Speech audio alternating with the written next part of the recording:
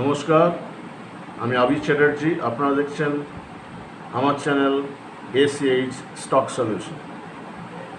কোনো কোম্পানির পারফরমেন্স নির্ভর করে ওই কোম্পানি ব্যবসায় কতটা মূলধন ঢালছে বা এমপ্লয় করছে তার উপরে। তার মানে এটা একটা আর্থিক অনুপাত, যেটা দেখায় যে কোনো কোম্পানি যদি ভালো কাজ করে তাহলে ভালো প্রফিট জেনারেট করবে। এখন কোম্পানিগুলো কি করে? কোম্পানিগুলো বিভিন্ন আর্থিক উৎস থেকে পাওয়া অর্থ ব্যবহার করে ওই কোম্পানিটাকে বিল্ড করার জন্য, মানে নির্মাণ করার জন্য এবং গ্রো করার জন্য, বাড়ানোর জন্য। আর এই ক্যাপিটাল থেকে কি হয়? এই ক্যাপিটাল কি করে না, ওয়েলথ ক্রিয়েট করে। যেমন একটা কোম্পানির marketable securities, production machinery, land, software, patent, brand names, এই সমস্তগুলো। তাহলে ROC হলো একটা return on capital employed. ROC মানে হলো একটা মূল্যবান টুল, যেটা বোঝায় যে একটা কোম্পানি তার ক্যাপিটাল অ্যাসেটসকে কিভাবে ব্যবহার করছে। কোম্পানির প্রফিট হচ্ছে না লস হচ্ছে, তাই না? তাহলে অ্যাকচুয়ালি ROCটা কি?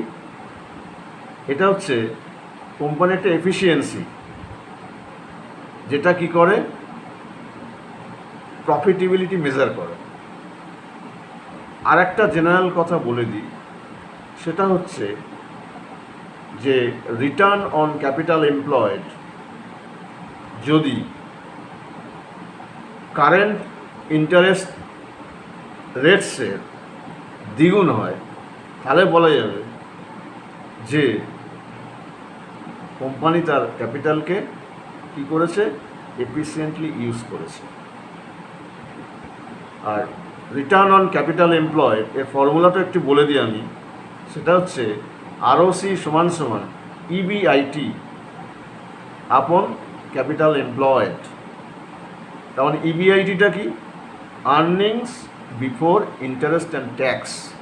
ইন্টারেস্ট এবং ট্যাক্স দেওয়ার আগে যে ইনকাম বা উপার্জন সেইটা, আর যে পরিমাণ অর্থ আমি ঢালছি ব্যবসায় সেটা। ঠিক আছে? আর একটা কথা, যে ধরুন একটা কোম্পানির রিটার্ন অন ক্যাপিটাল এমপ্লয়েড 10%, আর একটা কোম্পানির হচ্ছে 15%, কিন্তু প্রফিট মার্জিন 15%। কিন্তু যদি ওই ইনকামটা, ওই 15% ইনকামটা যদি প্রথম কোম্পানির থেকে দ্বিগুণ ক্যাপিটাল নিয়ে হয়, তাহলে বুঝবো যে দ্বিতীয় কোম্পানিটা লেস এফিসিয়েন্ট। ঠিক আছে? এইভাবেই কিন্তু জিনিসগুলোকে মেজারমেন্ট করা হয়। আশা করি নিশ্চয়ই আপনাদের ভিডিওটা ভালো লেগেছে সবারই। তাই এই ভিডিওটাকে প্রচুর লাইক করুন, শেয়ার করুন এবং সাবস্ক্রাইব করুন, এবং পাশের বেল আইকনকে প্রেস করুন, যাতে পরবর্তী ভিডিও নোটিফিকেশনটা আপনার কাছে একদম প্রথমে যায়। Thank you.